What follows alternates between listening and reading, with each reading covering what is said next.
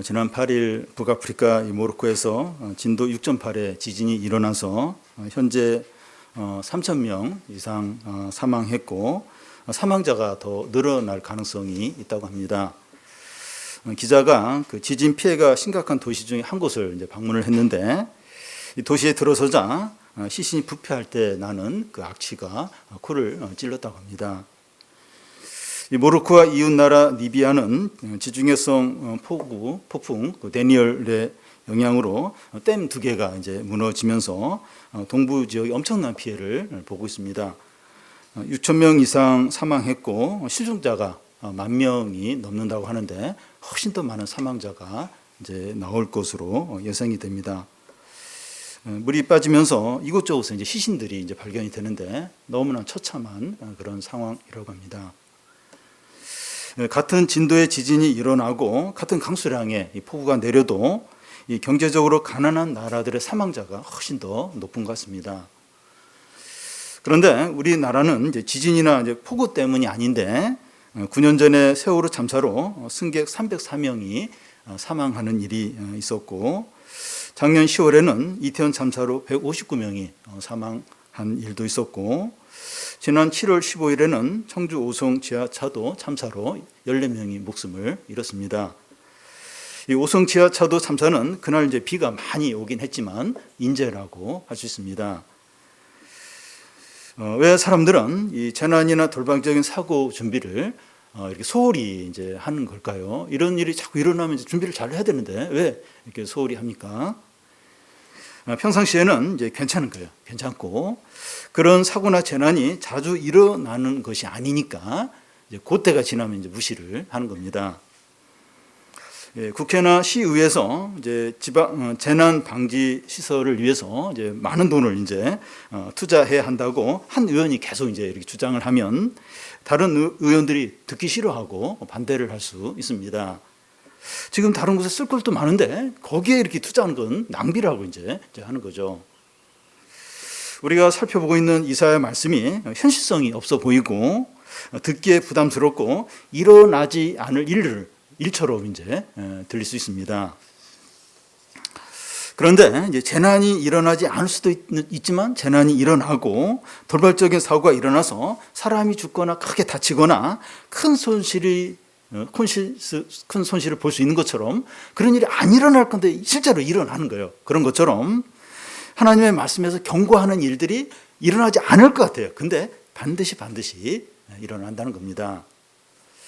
사람들은 이 태풍이 올라오기 때문에 이런저런 준비를 해야 한다고 하면 그대로 해요. 그대로 합니다. 그런데 하나님께서 이런 죄와 허물에 대해서 이렇게 심판하신다. 이렇게 말을 해도 사람들 듣지 않습니다. 믿지 않는 사람은 말할 것도 없고 믿는 사람도 이제 그렇습니다. 오늘 날씨나 내일 날씨에 관심을 가져요. 예보. 저도 이제 그 내일 날씨가 어떤가 보는데 그 내일 비가 오는지 어떤지 그걸 이제 항상 이렇게 사람들이 확인을 하는데 오늘 하나님께서 무슨 말씀을 하시는가 이런 거 듣지 않으려고요. 거기에는 관심이 없습니다. 왜 지금 이런 말을 하는가 하면 우리가 살펴보고자 하는 이사야 말씀이 사람들에게 관심이 없다는 거예요. 우리 17장을 쭉 읽었는데 어려워. 이게 무슨 얘기인지 왜 이런 말씀을 우리가 들어야 되는지 그래서 사람들은 이런 말씀을 안 들으려고요. 더더욱 이제 이런 이사야서, 예레미야서, 에스겔서 더더욱 이런 말씀은 싫어합니다. 근데 중요한 것은 사람들이 인정하건 인정하지 않건 뭐 듣건 듣지 않건 하나님은 말씀하신 대로 반드시 행하십니다.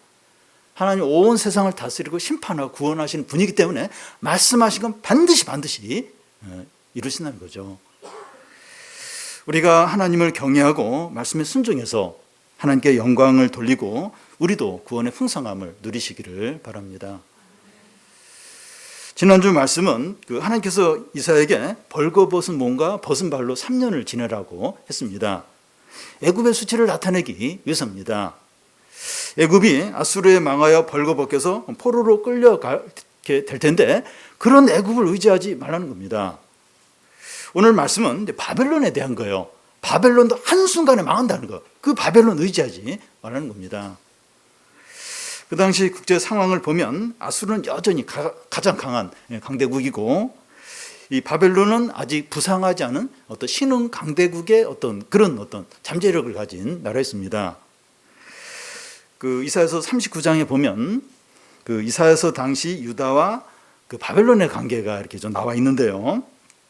이 히스기야 왕이 거의 죽어가다가 질병에서 낫게 돼요. 그러자 바벨론 왕이 이제 보낸 사절단이 이제 방문을 해서 이제 축하를 해줍니다.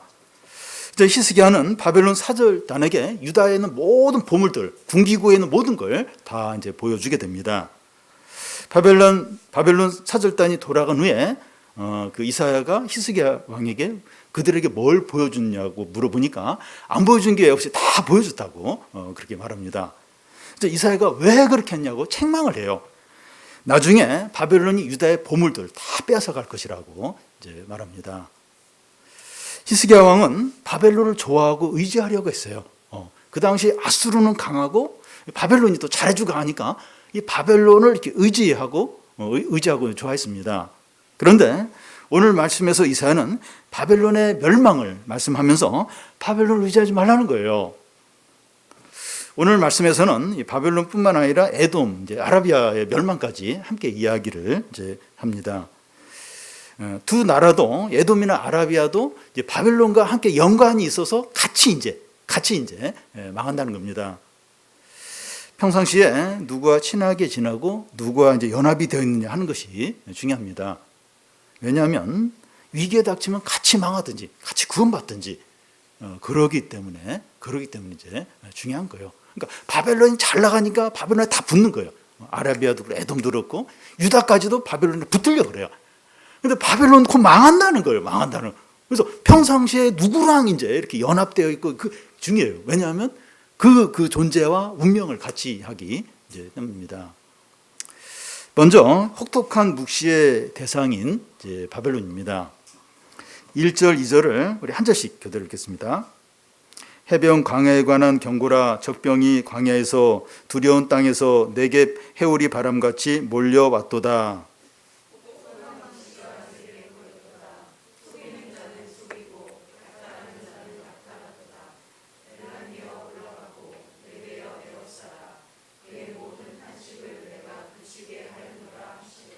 예, 이 해변 광야에 대한 경고라고 하는데 이 해변 광야가 어느 나라인지 모호해요. 모호한데 그 9절에 보면 이제 바벨론을 가리킨다는 것을 알 수 있습니다.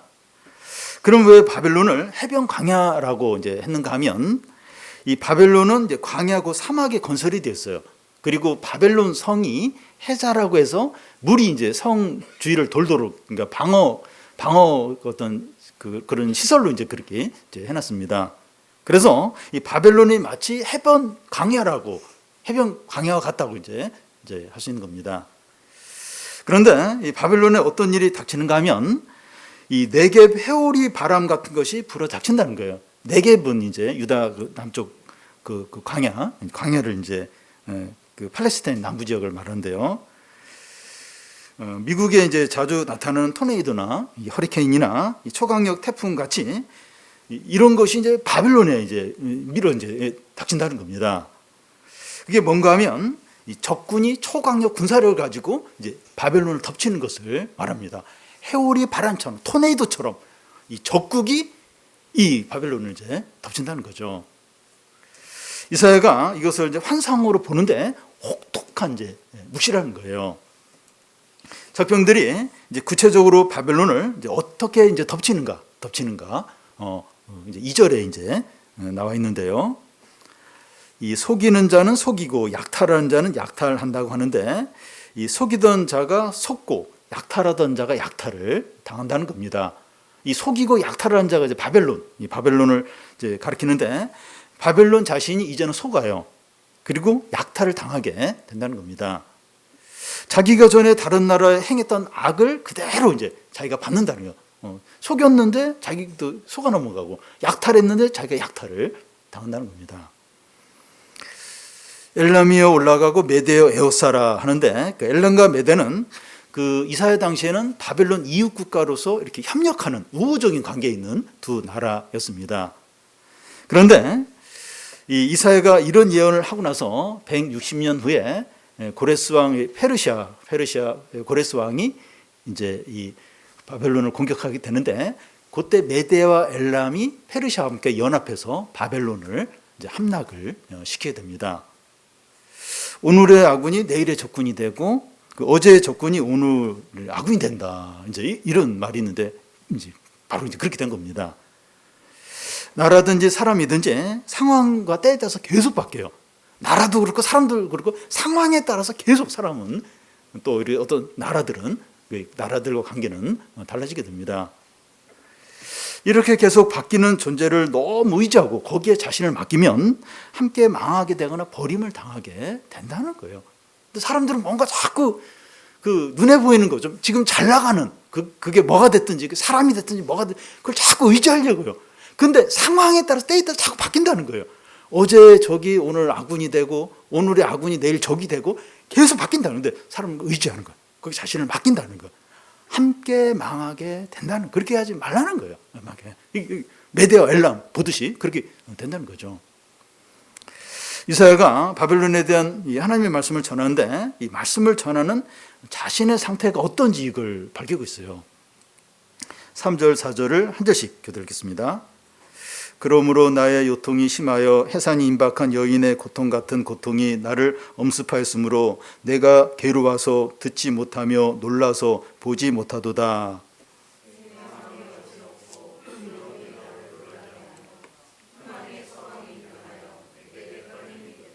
예. 지난주 말씀에서 이사야는 상징적인 행동으로 애굽이 수치를 당할 것이라는 말씀을 보여주기 위해서 3년 동안 벌거벗은 몸과 벌거벗은 발로 다녔습니다. 그런데 이번에는 이 바벨론에 대한 심판의 말씀을 전하면서 너무나 고통스럽고 힘든 거예요.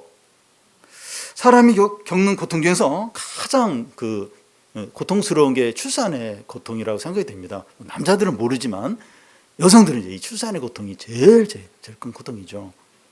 그런데 이사야는 하나님이 주시는 환상을 보고 말씀을 전하게 되는데, 주님이 주시는 주신 그 환상을 이제 보는 그 자체가 그 여성이 해산하는 고통처럼 너무나 고통스럽다는 겁니다.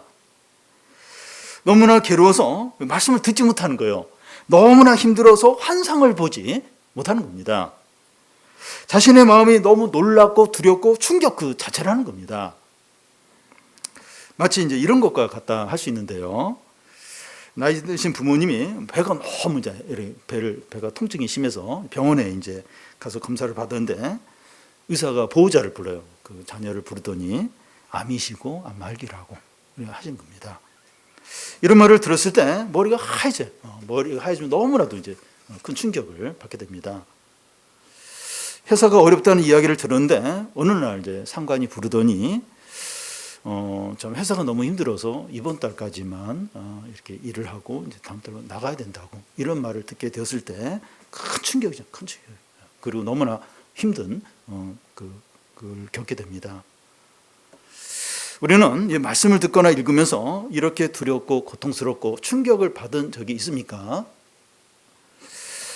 저는 코로나가 한창일 때 예레미야서를 이렇게 읽으면서 이스라엘 백성의 불신앙과 우상숭배와 교만과 죄악에 대한 하나님께서 여러 가지 재난을 이제 하시죠. 그러면서 너희가 이렇게 재난을 줘도 돌아오지 않았다, 이제 이런 말씀을 이제 하십니다. 그러면서 많은 사람들이 죽고 집들이 불타고 포로로 끌려가는 그런 말씀들을 이제 이렇게 좀 읽었습니다. 그런데 참 우리 한국 교회와 우리 상황을 보면 너무나도 참 유사하다는 것이 느끼면서 우리에게도 이런 어떤 심판과 하나님의 어떤 재앙을 주시면 어떨까, 좀 두렵고 떨리고 그런 적이 있었습니다. 저는 말씀을 읽거나 설교를 준비하거나 말씀을 전하면서 성경 말씀이 지금 우리의 죄에 대해서 정확하게 지적을 하면서 무슨 심판을 말씀할 때 너무나 걱정이 되면서, 이런 심판이 우리에게 오면 안 되는데 걱정이 되고 두렵고 하면서 기도를 이렇게 한 적이 있습니다. 그런데 사람들은 말씀을 들으면서 좋은 일이 생기길 기대해요. 저도 이제 그렇기도 하고, 우리는 말씀을 들으면서 읽으면서 좋은 일이 생기기를 이제 기대하죠. 이사야도 이런 기대를 가진 것으로 보이는데, 그 4절 중간에 보면 희망의 서광이라는 이제 말이 나와요. 근데 서광이 황혼으로 보는 게 이제 좋습니다. 이사야는 희망의 황혼을 이제 기대한 겁니다. 이사야도 나이가 들어가니까 이제 안식하고 평안한 삶을 기대를 한 겁니다. 이사야도 사람이에요. 이제 이렇게 점점 이제 시간이 지나면서 좀 희망의 황혼, 좀 이게 편안하고 안식을 이제 누리고 싶은 그런 생각이 이제 있었습니다. 그런데 이 성경에 보면 희망의 황혼이 변하여 내게 떨림이 된다는 거예요. 이게 무슨 말인가 하면 이 말씀을 전하는 자나 말씀을 가까이 하는 자나 말씀대로 사는 자는 희망의 황혼을 기대하기가 힘들다는 거예요. 그러면 이 땅에서는 안식이 없냐? 그러면 이렇게 말씀대로 이렇게 사는 사람은 안식이 없냐? 있긴 있어요. 있긴 있는데 잠시이고 달리기 선수처럼 면류관을 향해서 계속해서 달려가야 한다는 겁니다. 우리가 몸을 가지고 세상에 사는 동안에는 훈련장이에요. 싸움터이기 때문에 쉬지 못합니다. 쉴 때가 있어요. 근데 잠시 다시 또 훈련장에 들어가게 되고 싸움터가 시작이 되고 쉬지 못합니다. 쉬지 못해요. 그러면 언제 쉽니까? 언제 좀 이렇게 편안하게 쉽니까? 우리가 달려갈 길을 다 마치고 주님 품에 가면 그때 영원한 안식과 기쁨과 영광과 평안과 행복을 누리게 됩니다. 그래서 진짜 그런 기대를 안 하는 게 좋아요. 이렇게 몸을 가지고 세상에 살면서 계속 평안하고 안식을 누리고 행복하고, 물론 그렇게 하시면 감사하지만 잠깐 그러고 바로 전쟁터로 바뀌고 바로 이제 훈련장이고 마지막 순간까지 계속 영적인 싸움을 싸우고 주님의 부름신으로 달려가고, 그래서 진짜 편안하게 쉴 때는 주님 품에 갔을 때 다 달려가고, 그때는 영원히 계시록에 나오는 더 이상 눈물과 피곤과 죽음과 이별과 아픔과 고통이 없는 진정한 평안, 진정한 안식이 이제 그때 있는 겁니다. 그래서 이사야도 그 희망의 황혼을 기대를 했어요. 근데 그게 변해서 떨림이 된다. 그게 이사야도 마지막까지 계속해서 그 고난 가운데 있었습니다. 그러면 이 바벨론이 어떤 식으로 이제 망한다고 했는데 그걸 살펴보겠습니다. 5절을 우리 같이 한번 읽겠습니다. 그들이 식탁을 베풀고 파수꾼을 세우고 먹고 마시도다. 너희 고관들아 일어나 방패 기름을 바를지어다. 그들이 식탁을 베풀고 파수꾼을 세우고 하는데, 이 파수꾼을 세우고 이제 이것보다 양탄자를 깐다, 이런 뜻도 있는데 이게 더 이제 옳습니다. 그래서 이 바벨론 사람들이 식탁을 베풀고 양탄자를 깔고 먹고 마시는 겁니다. 그런데 지금 바벨론이 어떤 상황이에요? 해오리 바람처럼 적국이 지금 덮치려고 하는 그런 상황이에요. 근데 바벨론 사람들은 그런 상황에서 양탄자를 깔고 먹고 마시고 식탁에 잔치를 베풀면서 즐기고 있습니다. 이런 장면이 다니엘서 5장에 나오는 바벨론 왕 벨사살에서 볼 수 있는데, 귀족 1000명을 모이게 해서 이제 술을 마세요. 근데 예루살렘 성전에서 빼앗아온 은과 금 그릇을 가져다가 그 잔으로 술을 마시면서 금은 동으로 만든 신들을 찬양을 이제 하게 됩니다. 그런 중에 사람 손가락이 나타나서 벽에 이제 이렇게 글을 쓰게 되죠. 아무도 이제 그 글을 해석을 못하는데 다니엘이 와서 그 글의 의미를 해석을 하고, 그 글의 의미대로 벨사살 왕은 그날 밤에 암살을 당해서 죽고, 메대 사람 다리오가 이제 바벨론을 이렇게 접수하게 됩니다. 그걸 차지하게 됩니다. 사람들은 노아 때처럼 망하기 직전까지 먹고 마시고 시집가고 장가갑니다. 시집가고 장가가는 게 잘못됐다는 것이 아니라 그 일상적인 삶을 전부로 여겨 그것만을 위해서 살아간다는 거죠. 극한 호우가 예보되었는데 고위 공무원이 이제 골프 치러 가고 영화 보러 가고 술 마시고 즐기는데 마음이 다가 있는 거예요. 그런 공무원들이 있는 겁니다. 이 골프를 치거나 영화를 보면 안 된다는 것이 아니라, 이 재난이 예고되어 있으면 깨어서 준비를 해야 되죠. 다른 때 하더라도 재난이 예고되었으면 그걸 위해서 준비를 해야 되죠. 하나님의 말씀이 경고하고 반복해서 말씀하는 것이 있으면 듣고 깨닫고 순종을 해야 됩니다. 말씀이 계속 반복이 돼요. 반복이. 계속해서 강조를 하면 들어야 되죠. 그걸 깨닫고 순종을 해야 되죠. 의사가 당이 높으니까 탄수화물을 줄이세요. 운동을 하세요. 하면 듣습니다. 안 듣는 사람도 있어요. 근데 대부분 들어요. 듣습니다. 큰 태풍이 올라오니까 외출을 삼가하고 집에서 머무십시오. 그러면 그렇게 합니다. 사람들이 대부분 그렇게 합니다. 하물며 온 세상을 다스리시고 심판하시고 구원하시는 하나님이 말씀하시는 거 더욱 들어야 되지 않겠습니까? 의사의 말이나 재난 예보관의 말보다도 하나님 말씀을 가볍게 여기면 되겠습니까? 그렇게 하는데도 안 들으면, 무시하면 되겠습니까? 의사의 말을 듣잖아요. 그 예보관이 얘기하면 듣잖아요. 하나님 말씀이 그렇게 이야기하는데 안 듣고 무시하면 되겠습니까? 유다 백성들은 그러는 거예요. 하나님 백성들이 그러는 거예요. 네. 바벨론 사람들이 먹고 마시고 즐기다가 이제 적병이 이제 쳐들어오니까 깜짝 놀랐어요. 이제 어떻게 하는가 하면 5절 중간을 보면 너희 고관들아 일어나 방패에 기름을 바를지어다 외치는 거예요. 빨리 준비해, 빨리 싸워야 된다. 이미 늦었습니다. 이미 그 성벽을 타고 넘어와서 지금 그 성 안에 들어와 있는데 지금 막 준비 늦었죠. 어리석은 처녀처럼 신랑이 왔는데 그때 기름을 준비하러 가면 늦어요. 큰일 났다. 지금 빨리 기름 사와야 된다. 늦어요. 이미 지난 겁니다. 지금입니다. 지금 말씀이 들리고 기도할 수 있을 때 기도해야 됩니다. 여러분 건강도 그런 것 같아요. 저도 이제 이렇게 감사하다는 생각을 이제 새삼 하는 게 내가 이게 생명이 있고 내가 이렇게 건강하고 걸어 다닐 수 있고 그리고 또 이렇게 주님의 일을 할 수 있는 게 감사하다. 다른 이게 어려움은 이제 두 번째고 그게 감사하더라고요. 이렇게 나이가 좀 점점 들어가면서 그런지. 근데 지금 우리가 이제 이렇게 예배 드릴 수도 있고 그 말씀을 들을 수도 있고 기도할 수도 있고 또 주님 뜻대로 순종할 수도 있고 지금 기회잖아요. 기회. 지금. 근데 어느 때가 되면 우리가 건강을 잃어버려서 이제 걷지도 못하고 하고 싶은 일도 못하고 그런 때가 옵니다. 이 젊음이 영원하지 않아요. 젊은 사람은 늙고 또 늙은 사람은 죽어요. 이거 피할 수 없습니다. 근데 우리는 그렇게 생각을 해요. 우리는 안 늙을 줄 알고 안 죽을 줄 생각. 언제든지 건강할 줄 알고 내가 맘만 먹으면 얼마든지 순종하고 그럴 줄 아는데 안 그렇습니다.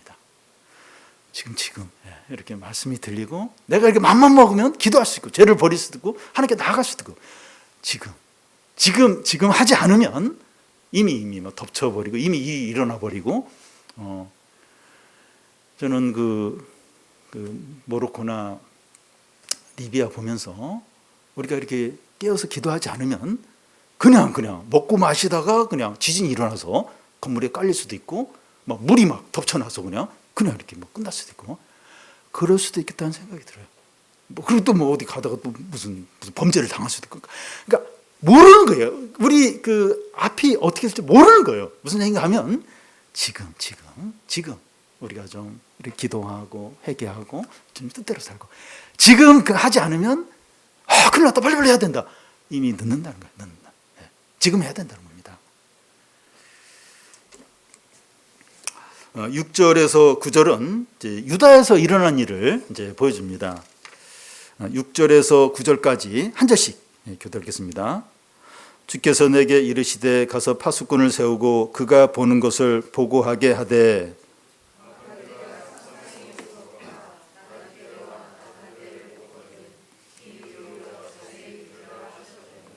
파수꾼이 사자같이 부르짖기를 주여 내가 낮에 늘 망대에 서 있었고 밤이 새도록 파수하는 곳에 있었더니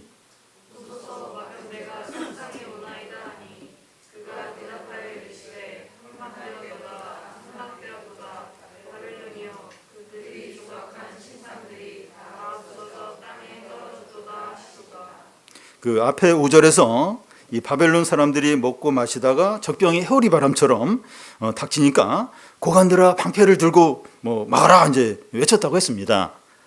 하나님께서 바벨론의 함락을 이제 말씀하신 것인데 실제로 그렇게 되었느냐 하는 겁니다. 여호와 하나님은 이사야에게 말씀하시기를 파수꾼을 세워서 바벨론이 함락되었는지 살펴보고 보고하라고 하십니다.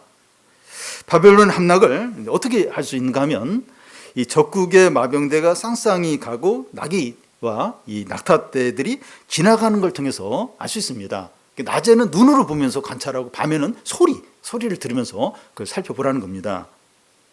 그러자 파수꾼이 내가 낮에는 늘 망대에 서 있었고 밤에는 밤을 새워가면서 파수하는 곳에서 살폈다고 해요.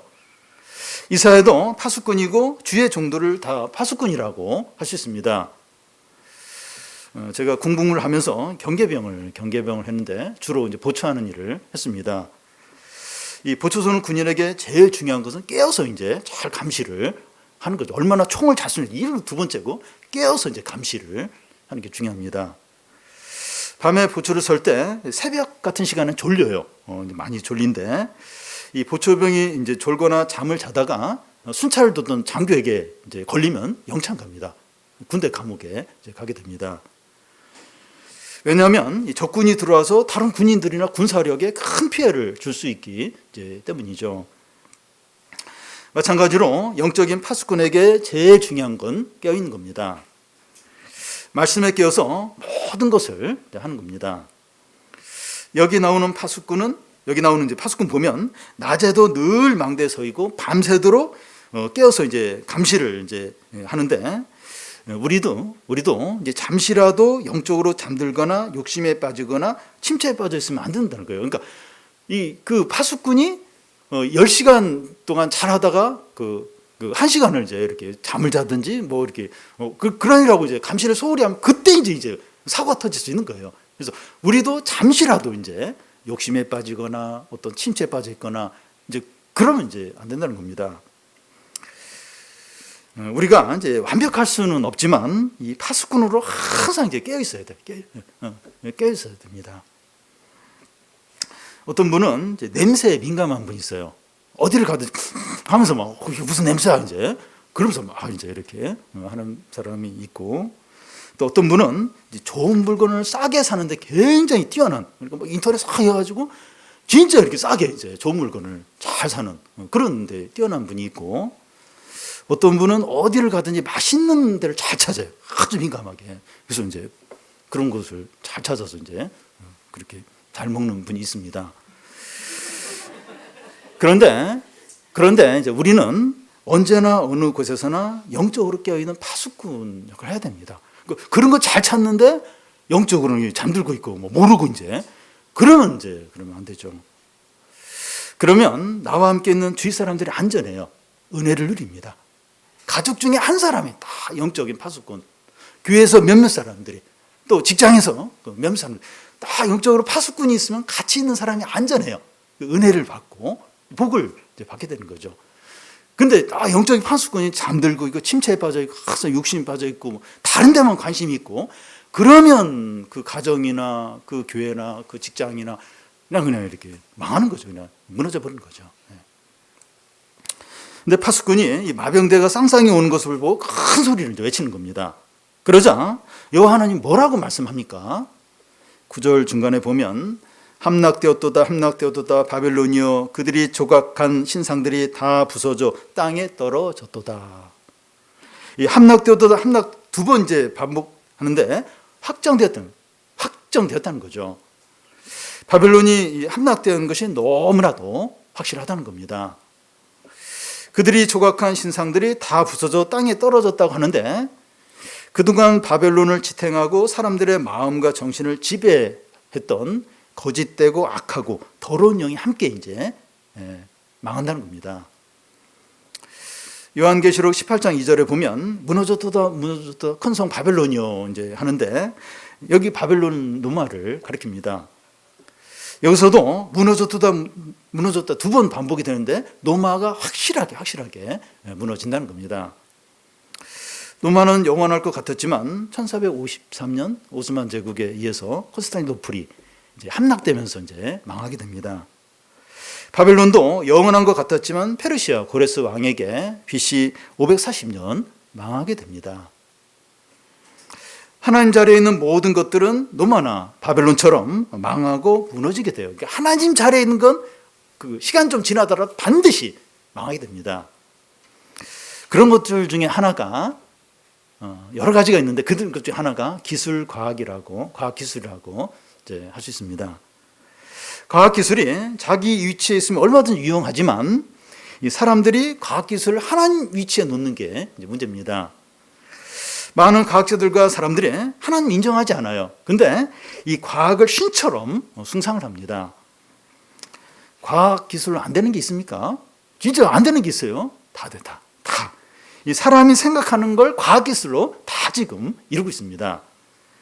지금 어떤 기술까지 나오고 있는가 하면 이 사람의 뇌에 나노 소재를 심어서 머릿속에 생각하는 것이 모니터의 글자로 이렇게 나오도록 이제 이렇게 말 못하는 어떤 그런 장애인들을 위해 만든 건데, 그러니까 뇌에 나노 소재를 이렇게 심어 놓는 거예요. 그래서 그 생각할 때 어떤 전기 자극이 이제 그 컴퓨터의 모니터를 통해 문자로 이렇게 나오도록, 그러니까 의사 전달이 되도록, 생각이 이렇게 전달이 되도록 그런 기술까지 지금 나오고 있습니다. 과학 기술이 사람을 구원하고 모든 문제를 해결할 수 있다. 그렇게 이제 믿고 있어요. 그런데 이 사람들이 의지하고 신뢰하는 과학 기술이 부메랑이 되어서 인류를 망하게 하는 예들이 너무나도 많습니다.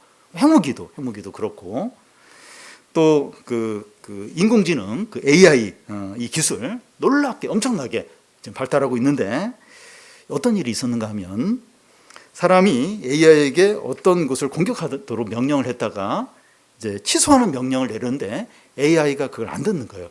그러면서 자기에게 명령한 사람을 공격하는 일이 발생했습니다. AI가 자율적인 판단을 하도록 만드니까 AI가 자율적으로 사람을 공격하는 그런 판단까지 내려서 그렇게 이제 하는 겁니다. 과학기술의 부메랑으로 인류가 망해가는 거죠. 그런 예를 얼마든지 볼 수 있고, 과학기술이 발달하니까 기후온난화가 왔잖아요. 그러니까 지금 엄청난 이런 자연재해를 그대로 이제 우리가 이제 받고 있지 않습니까? 하나님을 인정하지 않는 모든 것들은 다 망하고 무너지게 돼요. 그러니까 인류가 스스로 이제 과학기술을 하나님보다 더 이게 숭상했는데 이제 과학기술로 이제 스스로 이제 망해 이제 가고 있는 거죠. 사람들이 인정하든 인정하지 않든 하나님 말씀대로 다 이루어집니다. 10절을 우리 같이 한번 읽겠습니다. 내가 질밟는 너요, 내가 타작한 너요, 내가 이스라엘의 하나님 만군의 여호와께 들은 대로 너희에게 전하였노라. 이사야는 사람들이 듣든지 듣지 않든지 이스라엘의 하나님 만군의 여호와께 들은 대로 이제 너희에게 전한다는 겁니다. 이것이 파수꾼의 사명이고 중인의 역할입니다. 그런데 이사야가 말씀을 전하는 대상인 너희가 아주 특이하게 표현이 되어 있는데, 내가 질밟은 너희요, 내가 타락한 너라는 거예요. 농촌에서 이제 추수 때 이제 콩이나 깨를 털 때 이 도리깨질을 하게 되는데 심하게 때리면 때릴수록 이 콩과 이제 이 깨가 잘 나오는 거예요. 그래서 막 그 봐주면 안 돼요. 엄청나게 막 패야 이제 콩이나 이제 깨들이 이제 많이 이제 나오게 됩니다. 하나님께서 유다 백성들을 이제 타작마당에 때리듯이 사정없이 때리고 짓밟았다는 겁니다. 어떤 식으로 이것이 이루어졌는가 하면 바벨론에 망하고 포로로 끌려가고 70년간 바벨론에서 생활하다가 이제 예루살렘으로 귀환을 하는 이런 과정을 이제 통해서입니다. 이런 과정을 통해서 알곡으로 이제 남는 자들에게 이사야가 이스라엘의 하나님 만군의 여호와께 들은 말씀을 전하는 거예요. 누구에게 이사야가 이 말씀을 전하는가 하면 그 모든 어떤 과정을 이렇게 밟고 알곡으로 남은 그 유다 백성 남은 자들에게 말씀을 전합니다. 그러니까 이사야가 이 말씀을 전하는데, 지금 이렇게 말씀을 전하는데 나중에 미래 일이죠. 그 바벨론의 망에서 포로를 끌려갔다 돌아온 그 남은 자들이 이 말씀을 듣고 순종을 한다는 거예요. 전에는 그 유다 백성들이 말씀을 안 들었어요. 그래서 이제 바벨론의 망에서 포로를 끌려가는데, 근데 이런 타작에서 타작당하는 이 고통을 겪고 나서는 이제 이사야의 말씀을 듣는 거예요. 이제 순종을 하는 겁니다. 하나님께서 오늘 우리들에게도 이 타작을 한 것처럼 치시고 짓밟고 계신다고 느껴질 때가 있어요. 진짜 타작막에서 패는 것처럼 그렇게 이제 하나님이 그렇게 하신다 이렇게 이제 느껴질 때가 있습니다. 경제적인 문제나 사람들과의 어려움이나 또 자녀 문제나 질병 문제로 타작을 하는 것처럼 막 짓밟은 것처럼 그렇게 하실 때가 있어요. 하나님께 맞는 거, 하나님의 주신 고난은 이제 소망입니다. 여기 보면 하나님이 때려요. 하나님 그 정하신 거기서 막 패는데 하나님께 맞는 건 소망이 있어요. 소망이. 왜냐하면 그 목표가 알곡이 되도록 목적이 있기 때문이죠. 그래서 하나님께 맞는 거 막 이런 건 괜찮아요. 주님 안에서 고난 당하는 건 괜찮은 거예요. 유익한 거예요. 왜냐하면 결국 알곡으로 이제 나오기 이제 때문입니다. 그러니까 이 복된 겁니다. 이런 어떤 주님 안에서의 고난이 없으면 그냥 그 쭉정이로 그러니까 잘 나가다가 그냥 어떤 고난에 그냥 날아가 버리고 망하고 끝나는 그런 쭉정이가 될 수 있는데 주님이 주신 고난 타작마당에서 짓밟는 것처럼 너무 힘든데 그런 과정을 통해서 이제 알곡으로 되는 거니까 복된 거죠. 이거 손해가 아니에요. 주님 안에서 고난받은 손해가 아니고 물론 고생은 되지만 이거 유익이죠. 복된 겁니다. 그러니까 이런 사람들이 이제 결국 하나님 말씀을 순종하고 또 하나님께 사용되고 하나님 나라를 이루고 이제 하는 거죠. 다음은 그 에돔에 대한 이제 경고입니다. 11절, 12절을 한 절씩 그대로 읽겠습니다. 두마에 관한 경고라. 사람이 세일에서 나를 부르되 파수꾼이여 밤이 어떻게 되었느냐. 파수꾼이여 밤이 어떻게 되었느냐.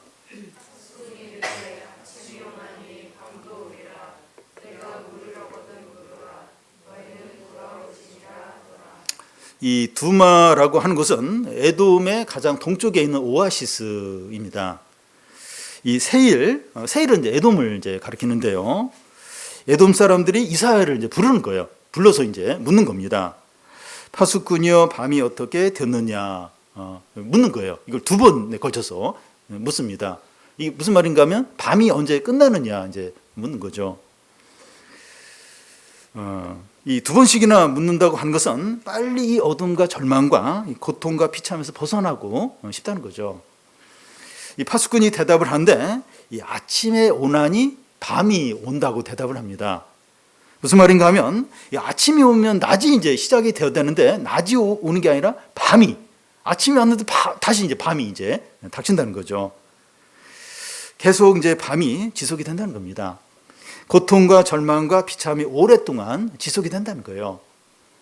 소망과 약속이 없다는 것만큼 절망적인 게 없죠. 그러니까 하나님 없는 자에게 이 절망, 진짜 그 비참함이 뭔가 하면 소망이 없다는 거예요. 어려움도 어려움인데 계속 이제 밤만 닥치는 거예요. 소망이 없어요. 이게 진짜 이 하나님 없는 자들의 비참이고 이제 그 고통이죠. 그런데 아무리 힘들고 어렵더라도 소망과 약속이 있으면 견딜 만하고 기다릴 수 있죠.